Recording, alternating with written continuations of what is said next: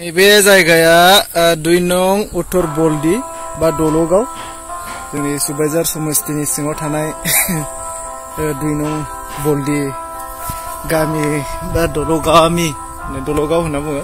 बेयाव नैबे मोनसे बान्दो दङमोन 2008 बा 2008 नि उनाव जानाय नैबे मोनसे बान्दोमोन खुनु साक्सेस जायाखै। बान्दो ओरैनो दुब्लि बारि बायदियाव जास्ट लुनानै दोनफैनाय बायदि श'नि थाखाय जादों। जोंनि सुबाइजार समस्तिनि बिपिएफनि केन्डिडेट बिथां प्रभात बसुमतारिया दाख्लै मोनसे भिडिअ जों नुदों बिराद बान्दो लुबाय मा लुबाय बिपिएफआ सुबाइजार समस्तियाव होननानै।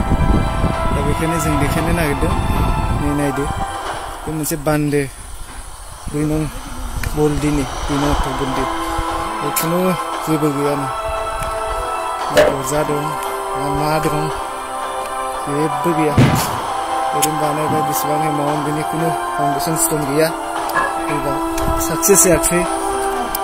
बान्दोनि माखासे लिडारफ्रा बा बान्दो कमिटिनि माखासे दैदेनगिरिफ्रा सोरबा सोरबा थैनानैसो थांलायलायबाय होननानै जों दा मिथिनो मोनदों। ओमफ्राय बेयाव गामिनि माखासे मानसिफोर दंफैयो बिथांमोनाबो बिपिएफनि बेबायदि बिपिएफनि समाव बेबायदि साक्सेस जायि बान्दोफोरखौ नुनानै दुखु मोनदों। बे बान्दोआ जानायमोनब्ला बे गामिया बा बे एरियायाव गोबां प्रफिट जागौमोन बा माखासे माइ गायनो हानाय मा होनो हानाय बिदि केपासिटि जागौमोन होननानै जोंनो बिथांमोना फोरमायदों।